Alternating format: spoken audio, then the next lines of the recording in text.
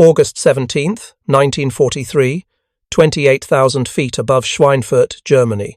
Unteroffizier Klaus Richter squeezed the firing button on his Focke-Wulf 190 control stick, watching his 20mm cannon shells arc toward the American fighter diving toward his formation.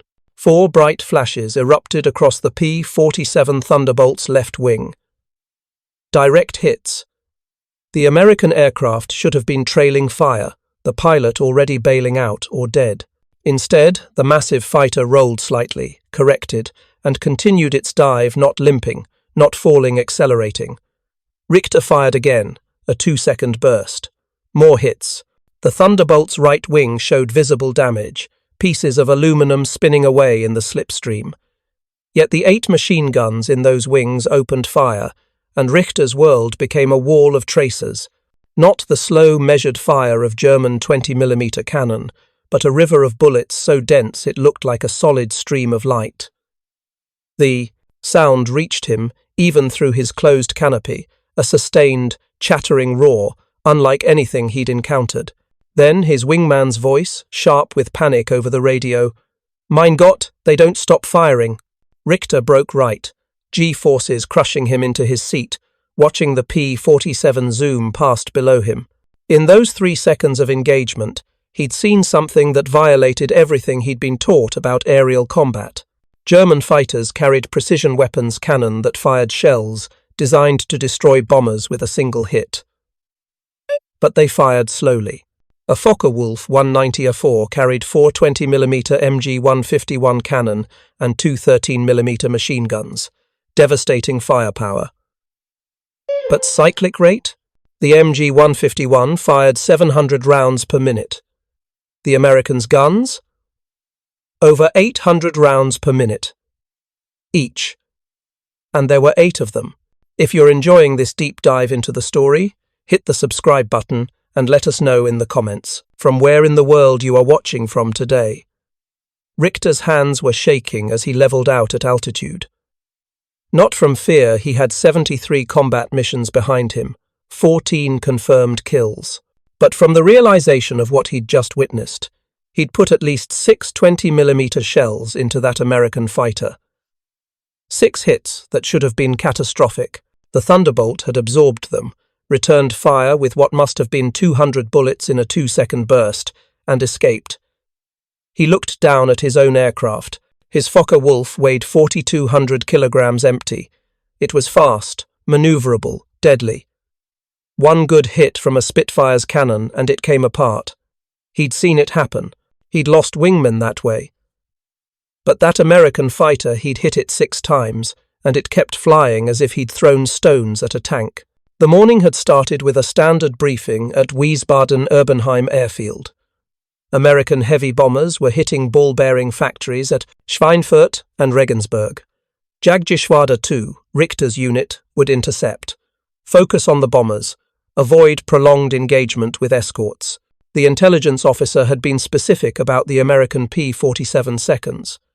"They're everywhere now," he'd said, pointing to reconnaissance photos. Since April, they've been flying deeper escort missions. Heavy, slow climbing, but fast in a dive. Their armament 850 caliber machine guns gives them high volume of fire but less destructive power per round than our cannon. Less destructive power. Richter almost laughed, remembering that now. He'd seen the stream of fire from those 8 guns. Maybe individual bullets were smaller than his 20mm shells. But when you fired 100 bullets per second into a convergence pattern 3 meters wide at 300 meters distance, destructive power wasn't the issue. Saturation was. The mission had been a disaster. Jagdgeschwader 2 put up 47 fighters that morning. They'd engaged both the bombers and their escorts. Richter's group, a third group, had managed 1 pass on a straggling B-17 before the P-47 seconds dove on them from 30,000 feet. The Americans had altitude advantage, speed advantage in the dive, and numbers. 20 to 30 Thunderbolts against Richter's swarm of 4. What followed wasn't a dogfight. It was survival. The P-47 seconds came down like falling anvils, their turbo superchargers giving them power at altitude no German fighter could match. They dove faster than anything Richter had flown. He'd pushed his Focke-Wulf into a defensive dive, watching his airspeed climb past 600 kilometers per hour. The pursuing P-47 stayed with him, closed the distance, and opened fire. That's when Richter understood. The Thunderbolt wasn't designed to turn with German fighters at low altitude. It was designed to dominate at height, dive on targets with overwhelming speed, saturate them with fire, then zoom back to altitude. Energy warfare. Boom and zoom. The Americans had built an aircraft optimized for exactly one tactic, and that tactic worked perfectly. Richter had escaped only because the American pilot broke off pursuit after a single pass. Standard doctrine, apparently. Make one attack, disengage, climb back to altitude, repeat. But if he'd pressed the attack? If he'd stayed on Richter's tail, the outcome would have been different. Later, back on the ground, the debriefing was grim. Of 47 aircraft that took off, 39 returned. 8 missing. 5 pilots confirmed dead, 3 missing and presumed captured. Claims were modest. 11 B-17 seconds damaged, 3 B-17 seconds possibly destroyed. No confirmed kills. Against 8 German fighters lost. The kill-loss ratio was unsustainable. One of the older pilots, a veteran named Berthold with 41 victories, spoke up during the debrief. Herr Hauptmann, the American armament is more effective than intelligence suggested. Multiple pilots reported continuous fire from the P-47 seconds. Our cannon give us heavier projectiles, yes, but they fire slowly. The Americans compensate with volume. The Hauptmann, the captain, looked tired. The Thunderbolt carries approximately 3,000 rounds of ammunition total. Our aircraft carry between 350 and 500 rounds of cannon ammunition plus machine gun rounds. They can afford to fire longer, but remember, 50 caliber machine gun bullets lack the explosive payload of our shells. They must achieve more hits to destroy a target. With respect, Herr Hauptmann, Berthold continued, they're achieving those hits. 8 guns firing together create a concentration pattern that's nearly impossible to evade, and their aircraft can absorb damage ours cannot. I put 3 20mm shells into one Thunderbolt today. 3 confirmed hits. The aircraft continued fighting. The room went quiet. Everyone present had been taught that 3 20mm hits meant a kill. That was doctrine. The MG-151 cannon fired a shell weighing 92 grams, with approximately 18 grams of explosive filler. 3 such shells detonating against a fighter's airframe should be lethal. Should be. Richter added his own observation. I counted 6 hits on one P-47. It showed visible damage but maintained controlled flight and returned fire effectively. The American construction must be substantially more robust than our aircraft. The intelligence officer made notes. This was being documented.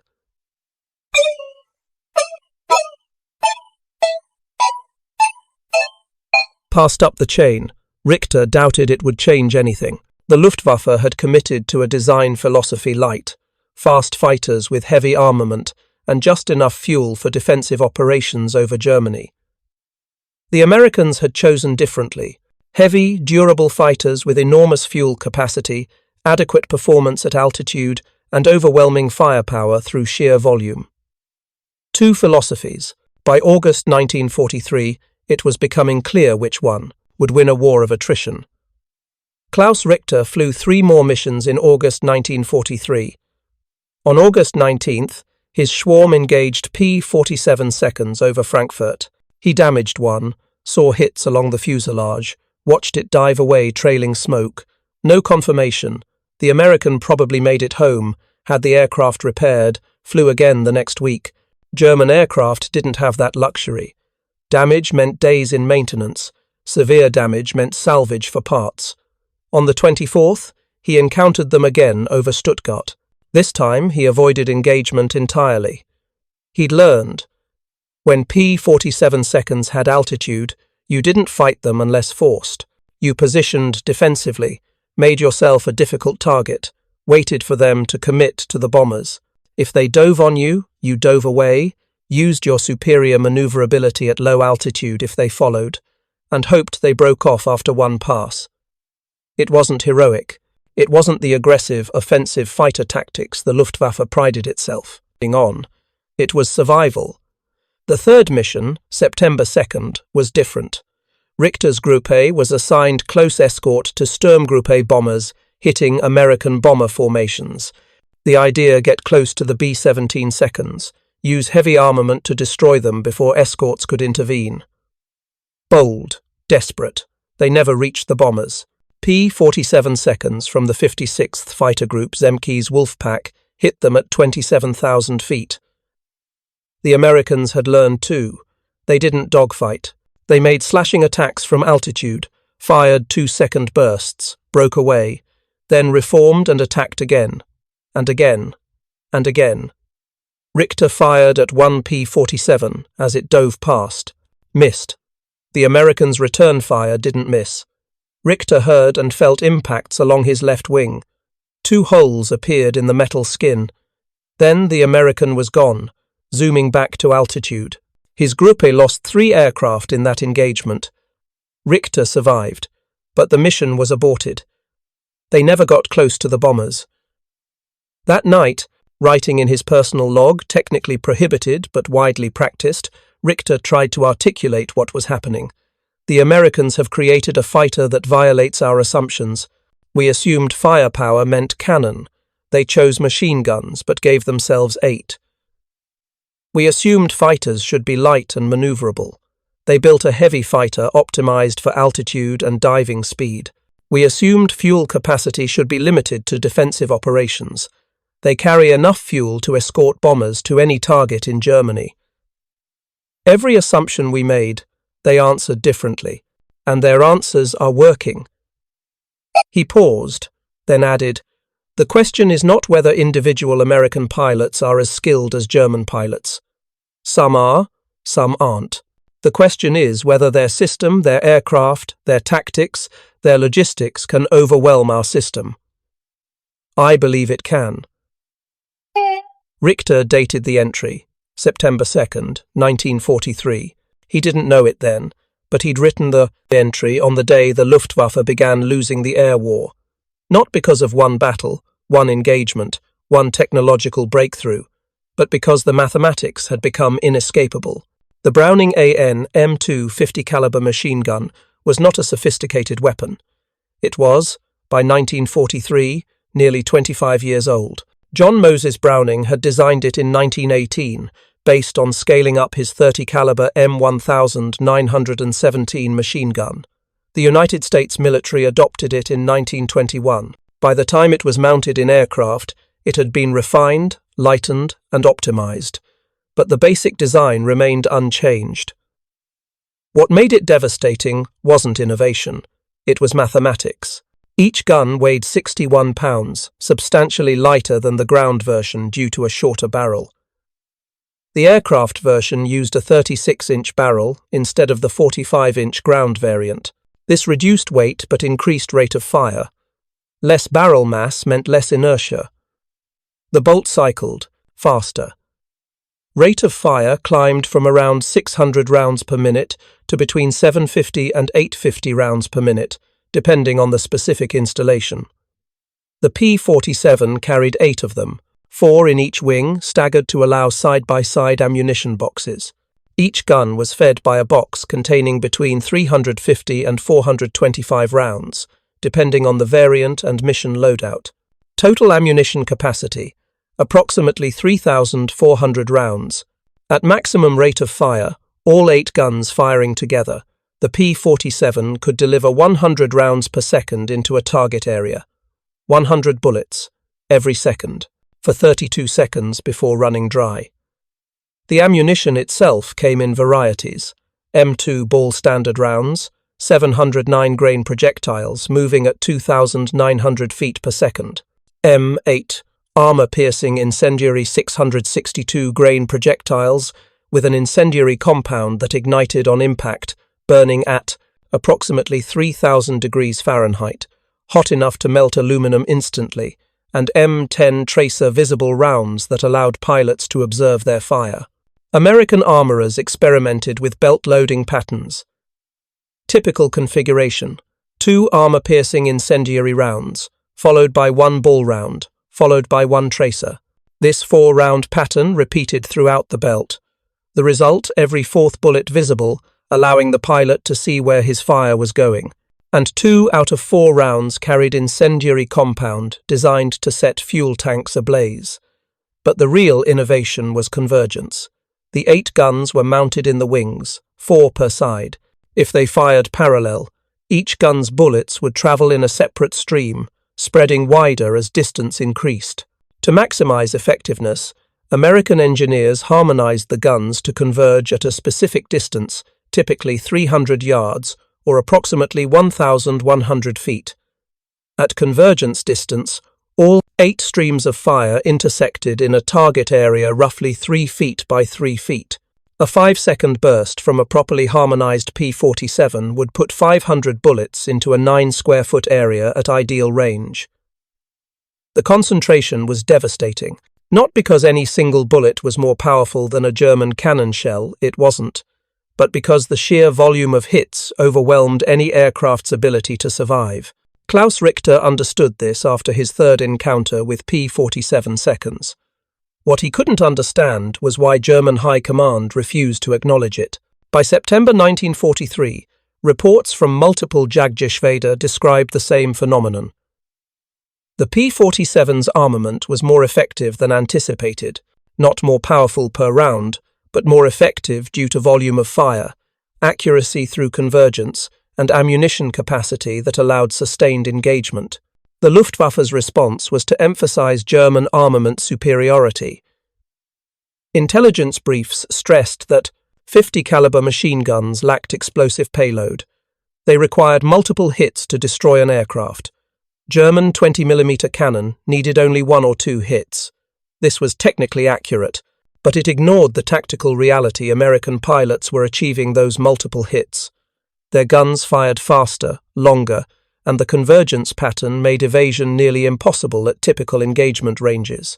Richter received a new intelligence document in late September, Assessment of American Fighter Armament Effectiveness, it was titled. He read it carefully. The document acknowledged that P-47 pilots were claiming high numbers of victories. It attributed this to several factors: numerical superiority, altitude advantage, tactical doctrine, emphasizing diving attacks, and yes, effective armament. But the conclusion was clear: German fighters retained qualitative superiority. The MG-151 20 cannon was superior to 50-caliber machine guns in destructive power per round. Therefore, German pilots should continue to press attacks, aim precisely, and rely on their superior weaponry. The document made no mention of the fact that aiming precisely required time. Time meant exposure, and exposure against 8 50-caliber machine guns meant death. It made no mention of ammunition capacity. A Focke-Wulf 190A6 carried 250 rounds per cannon, approximately 20 seconds of fire. The P-47 carried 32 seconds of fire. Sustained, the document made no mention of psychological impact. Richter had discussed this with other pilots.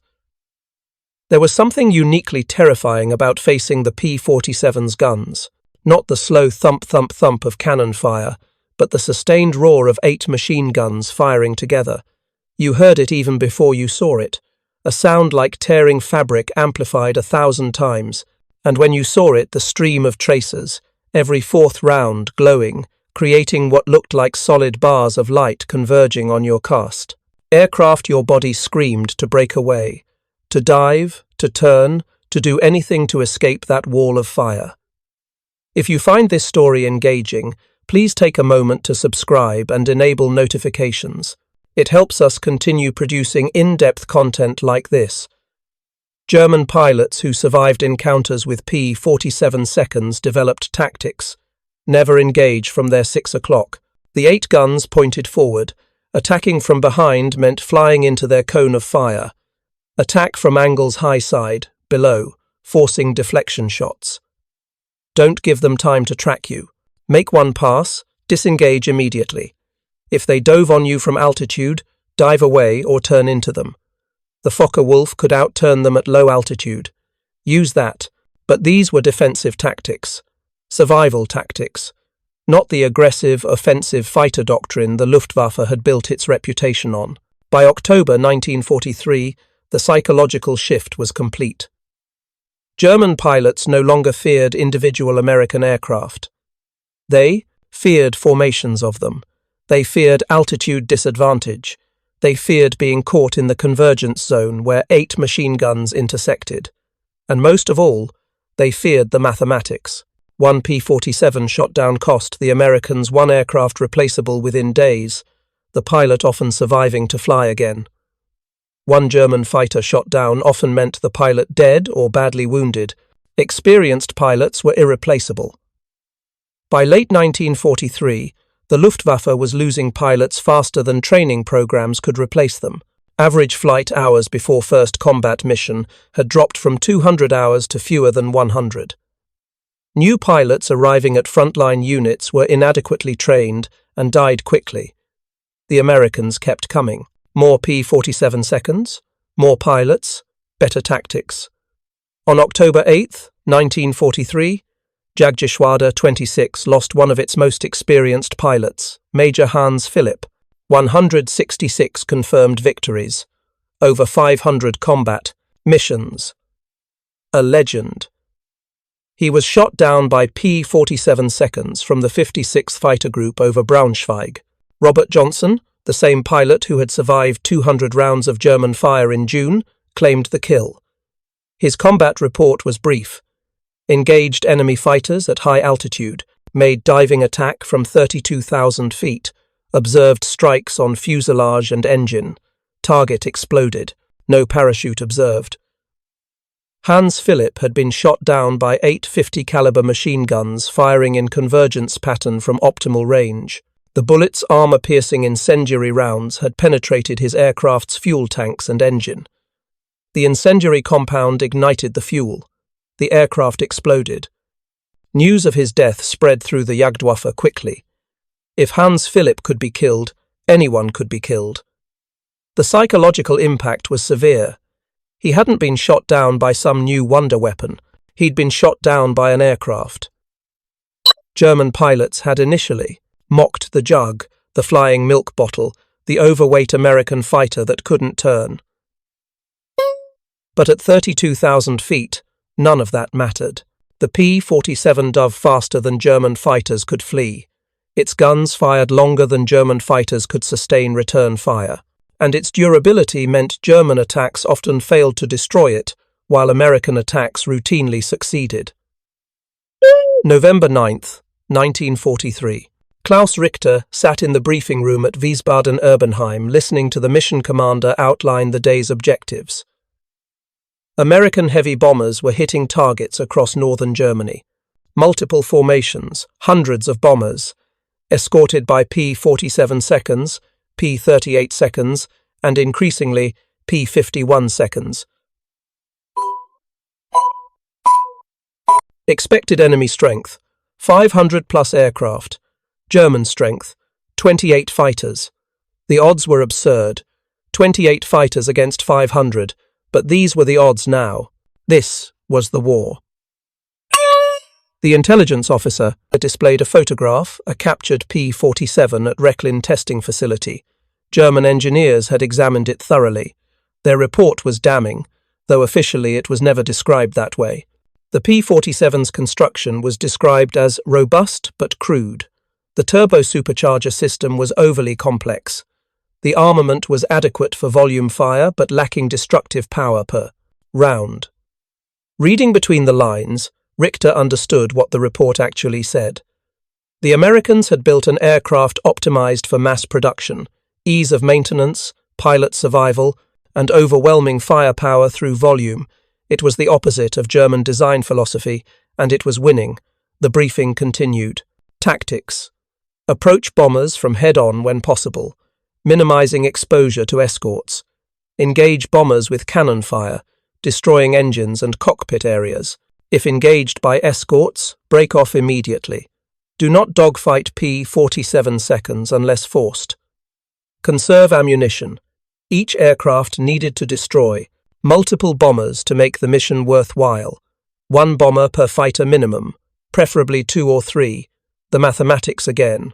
Always the mathematics. Richter and his swarm took off at 1100 hours.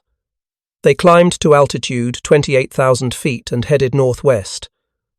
The bomber formations were visible from miles away.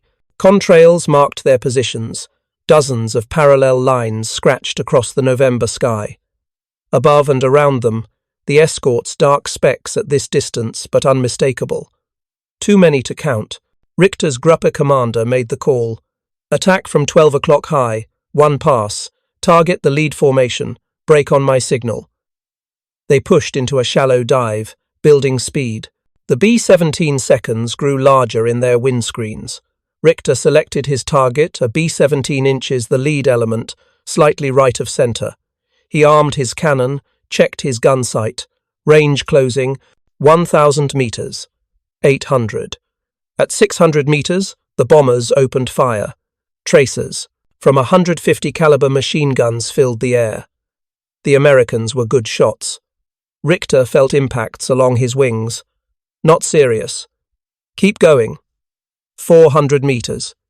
He pressed the trigger. The Focke-Wulf shuddered as all 4 cannon fired. He saw strikes on his target B-17. The right inboard engine began trailing smoke, but he had to break away. The combined defensive fire from the bomber formation was too heavy. He rolled left, pulling negative Gs, diving away from the formation. That's when the P-47 seconds hit them.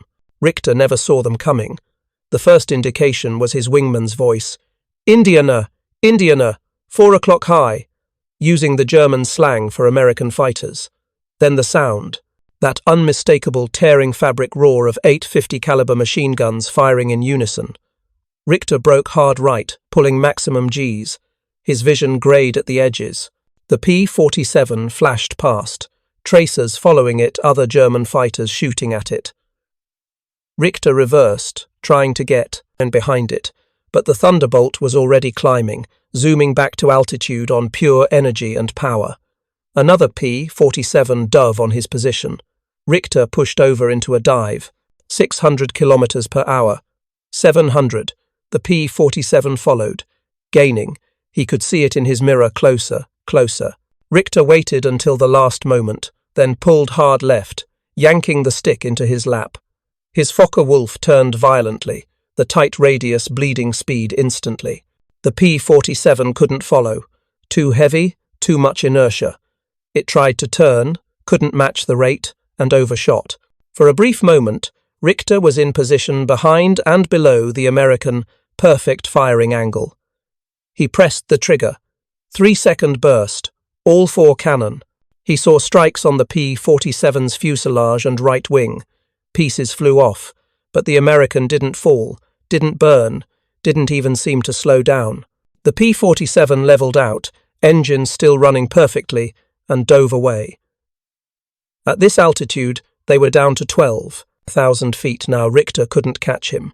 The American was gone, probably already on his way back to England for repairs. Richter checked his fuel. Low, too low to continue engagement. He called his swarm. Only 2 responded, his wingman and 1 other. The 4th aircraft, piloted by a 19-year-old named Weber with only 30 combat hours, was missing. Probably shot down, probably dead. They formed up and headed back to base. On the flight home, Richter did calculations in his head. His group had put up 28 fighters. They'd made 1 pass on the bombers, maybe damaged 3 or 4 B-17 seconds. No confirmed kills. The escorts, predominantly P-47 seconds, had engaged them immediately after the bombing run. The fight lasted perhaps 4 minutes. In that time, Richter's Gruppe lost 7 aircraft, 6 pilots killed, 1 captured. Against that, they claimed 1 P-47 damaged. Maybe. Richter had hit 1. Others claimed hits on escorts. But no confirmed kills. 7 German fighters lost to 1 American damaged. The mathematics were catastrophic. At this rate, the Luftwaffe would cease to exist within months. Back on the ground, the debriefing was brief. The group commander looked exhausted. dark circles under his eyes.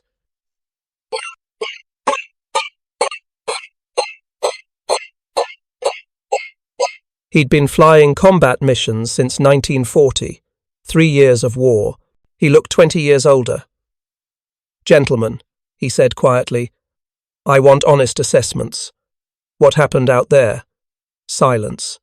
Then one pilot spoke up. Feldwebel Ernst Koch, 47 victories, one of the Grupp's most experienced pilots.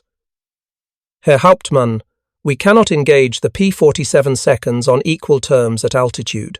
They have every advantage speed in the dive, firepower, durability, or numbers. When they attack from above, we can evade but not counterattack effectively. When we damage them, they survive and return home. When they damage us..." He didn't finish. Everyone knew.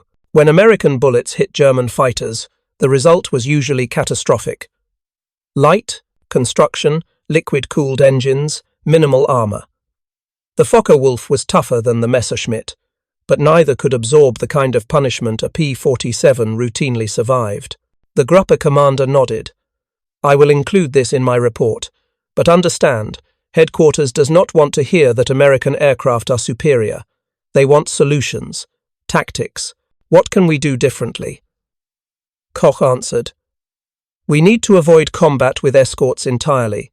Attack only when the escorts are distracted or absent.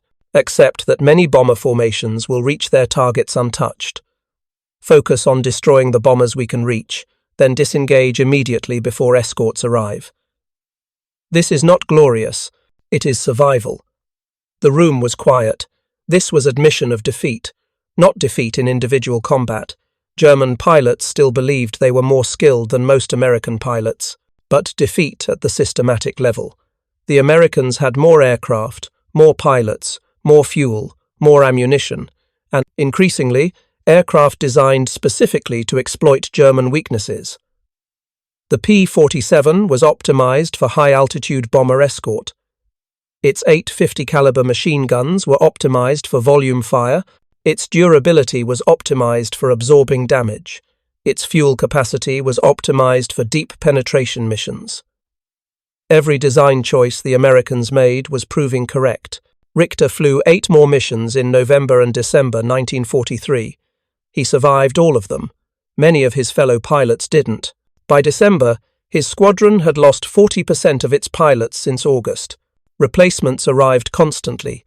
Young men with minimal training, inadequate experience, flying obsolete tactics in outdated aircraft against an enemy that grew stronger each month.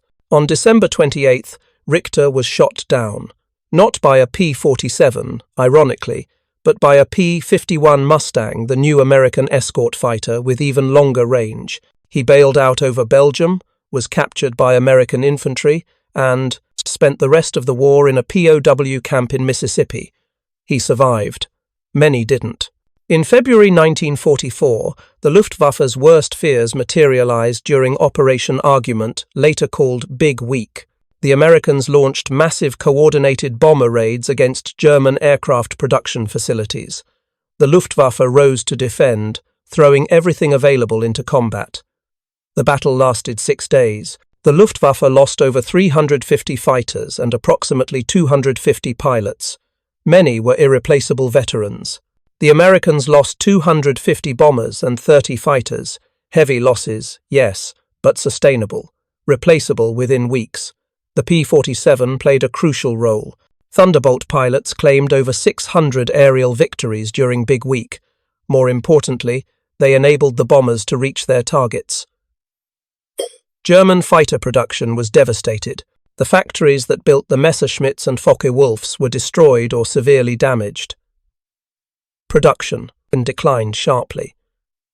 The very aircraft needed to counter the P-47 threat couldn't be built in sufficient numbers because P-47 seconds had escorted the bombers that destroyed the factories. It was a death spiral. By spring 1944, the Luftwaffe had lost the air war over Germany. Not because of any single battle or technological breakthrough, not because German pilots lacked courage or skill, but because the mathematics had become inescapable. The Americans were producing 9,000 aircraft per month. Germany was producing 3,000, and that number was declining. American pilot training programs were graduating thousands of new pilots monthly, with 200-plus hours of training. German training programs were struggling to replace losses with pilots who had fewer than 100 hours. And the aircraft themselves, the fundamental design philosophies, had diverged so dramatically that comparison became almost meaningless. German fighters were optimized for performance, speed, climb rate, maneuverability. They were light, fast, deadly in the hands of skilled pilots. But they were fragile. A few well-placed hits from any weapon could destroy them. Their engines' liquid-cooled inline designs were vulnerable. One bullet through a coolant line, and the engine seized within minutes. Their fuel capacity was limited, optimized for defensive operations over Germany rather than extended missions. The P-47 represented the opposite philosophy. It was heavy, over 17,000 pounds, fully loaded. It climbed slowly at low altitude. It turned poorly compared to German fighters below 20,000 feet. But none of that mattered, because at altitude 25,000 feet and above, the P-47 dominated. Its turbo-supercharger gave it power where German engines gasped for air. Its weight became an advantage in dives, generating energy that translated into speed no German fighter could match. And its durability, that absurd, over-engineered American construction, meant pilots survived. The 850 caliber machine guns were the physical manifestation of American industrial warfare. Not elegant, not efficient in the way German cannon were efficient, but overwhelming. 100 rounds per second, 32 seconds of sustained fire, armor-piercing incendiary bullets that set fuel tanks ablaze, convergence patterns that concentrated fire into a 9-square-foot area at optimal range. The sound alone, that sustained roar, was psychologically devastating to German pilots who'd grown accustomed to the measured thump of cannon fire. German intelligence eventually compiled comprehensive assessments of P-47 armament effectiveness. The reports were accurate, detailed, and completely ignored, because acknowledging the truth meant acknowledging that German design philosophy was losing to American production philosophy. It meant admitting that quality couldn't overcome quantity when the quantity was supported by better logistics, better pilot survival rates, and adequate, if not superior, technology. One report from January 1945, compiled after examining multiple captured P-47 seconds, included this observation: the American 50 caliber machine gun installation achieves destructive effect through volume rather than individual projectile power. 8 guns firing in convergence create a lethal zone approximately 1 meter square at 300 meters distance. Ammunition capacity of 3,400 rounds permits sustained engagement far exceeding German fighter capability. Combined with aircraft durability that allows survival of damage levels catastrophic to German designs, the P-47 represents an effective weapons system optimized for attrition warfare. Optimized for attrition warfare. That was the key phrase. The Americans understood from the beginning that this would be a long war, fought by thousands of aircraft, flown by thousands of pilots, consuming millions of rounds of ammunition. They built systems to support that kind of war. The P-47 was designed to be mass-produced, 15,683, built by war's end. It was designed to be maintained by adequately trained mechanics rather than master craftsmen. It was designed to bring pilots home alive, even after catastrophic damage. And it was designed to kill through overwhelming firepower rather than precision. The statistics told the story. P-47 pilots flew over 746,000 combat sorties during World War II.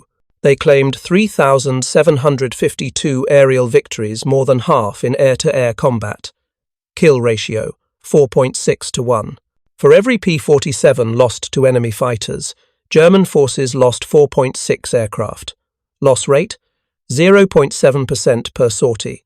Of 15,683 P-47 seconds built, 3,499 were lost to all causes in combat. Survival rate, over 75% of pilots who flew P-47 seconds survived the war. German pilot survival rates in the same period were catastrophic. By late 1944, the average German fighter pilot survived fewer than 30 missions. Veteran pilots, those with over 100 missions, were vanishingly rare. The Luftwaffe lost over 18,000 fighters on the Western Front between 1943 and 1945. Over 13,000 pilots were killed. The mathematics of attrition had worked exactly as the Americans intended, but the P-47's impact extended beyond aerial combat. Starting in mid-1944, after P-51 Mustangs took over most long-range bomber escort duties, Thunderbolts transitioned to fighter-bomber operations, ground attack. Here, the 850 caliber machine guns found their most devastating application. Against trucks, trains, tanks, artillery, anything on the ground, the concentrated fire from 8 machine guns was lethal. The armor-piercing incendiary rounds could penetrate engine blocks, set fuel tanks ablaze, destroy ammunition stores. From D-Day, June 6, 1944 to VE Day, May 7, 1945, P-47 pilots claimed destruction of 86,000 railway cars, 9,000 locomotives, 6,000 armoured fighting vehicles, and 68,000 trucks. The numbers were likely inflated. Combat claims always were, but even accounting for exaggeration, the P-47's ground attack record was staggering. German logistics were devastated. Trains couldn't move supplies, trucks couldn't deliver ammunition, armour couldn't reposition without being attacked from the air. The sound of P-47 seconds became associated with death for German ground forces. That distinctive roar of 8 machine guns firing together. Soldiers learned to dive for cover at the first sound. But cover was often inadequate. The volume of fire, 100 rounds per second, meant that even small targets could be saturated with bullets. A single P-47, making a single strafing pass, would fire approximately 400 rounds in 4 seconds. Against a convoy of trucks, that was devastating. Against troop concentrations, it was catastrophic. Klaus Richter, interviewed after the war, was asked what he remembered most about facing P-47 seconds. His answer was immediate. The sound. You never forgot the sound. German cannon went thump, thump, thump. Slow. Measured. The P-47's guns were different, like fabric tearing, but amplified 1,000 times. Continuous. Once they started firing, it didn't stop. 2 seconds felt like 20, and you absolutely knew that if you were in that cone of fire, you were already dead. The aircraft might fly for a few more seconds, but you were dead. By April 1945, the Luftwaffe was defeated. Not destroyed, thousands of aircraft still existed on paper, but operationally finished. Fuel shortages grounded most units. Pilot losses had reached unsustainable levels. Production. Facilities were bombed into rubble. The few missions flown were desperate, ineffective, often suicidal. P-47 seconds and other Allied fighters dominated the skies completely. German forces on the ground learned to move only at night, when the Thunderbolts couldn't hunt them. The final irony was that by war's end, German engineers understood exactly why they'd lost the air war. Captured documents included detailed analyses of American aircraft, tactics, and logistics. They understood that the P-47's 850 caliber machine guns were more effective than German cannon in practical combat conditions. They understood that American aircraft durability gave pilots survival advantages German aircraft couldn't match. They understood that American production capacity was overwhelming German industry. They understood all of it. They'd understood much of it by mid-1943, but understanding didn't change anything, because the German war economy, German industrial capacity, and German design philosophy couldn't replicate what the Americans had built. You couldn't copy a production system that required decades of automotive industry experience. You couldn't copy pilot training programs that required vast resources and geographic security from bombing. You couldn't copy aircraft durability when you were rationing aluminum and steel. The P-47 Thunderbolt wasn't the best fighter aircraft of World War II by any single performance metric. The German TAR-152 was faster at altitude, The British Spitfire was more maneuverable. The P-51 Mustang had longer range. The P-38 Lightning had more sophisticated systems. But the P-47 was the most produced American fighter, 15,683 built. It had the best kill ratio, 4.6 to 1. It had the best survival rate, over 75% of pilots survived. And it had the most devastating armament for attrition warfare, 8 50 caliber machine guns that could fire 100 rounds per second for 32 seconds. Those 8 guns mounted in pairs in each wing, harmonized to converge at 300 yards, loaded with armor-piercing incendiary ammunition, represented American industrial warfare in its purest form. Not elegant, not efficient by German standards, but utterly overwhelming, a wall of lead that German pilots learned to fear more than anything else in the sky. Not because any single bullet was deadly, but because there were so many bullets that evasion became impossible. The lesson was timeless and brutal.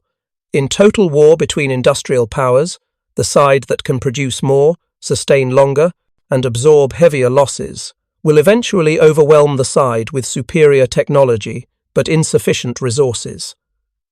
The Germans had better engineers, better pilots initially, and often better individual aircraft. The Americans had more of everything else, and in the mathematics of attrition, more always wins. The 850 caliber machine guns of the P-47 Thunderbolt didn't win the war alone, but they symbolized the victory, the triumph of industrial capacity over tactical excellence, of sustainable production over technological sophistication, of a system designed to win wars of attrition over a system designed to win quick, decisive campaigns. German pilots feared those guns because they represented something their leadership refused to acknowledge until it was far too late. They were fighting an enemy they could never defeat, not because American pilots were better, often they weren't, especially early in the war, but because the American system, aircraft, tactics, training, logistics, production, was built for exactly the kind of war World War II became, and the P-47, with its 8 chattering machine guns, was the perfect weapon for that war. Thank you for watching. For more detailed historical breakdowns, check out the other videos on your screen now, and don't forget to subscribe.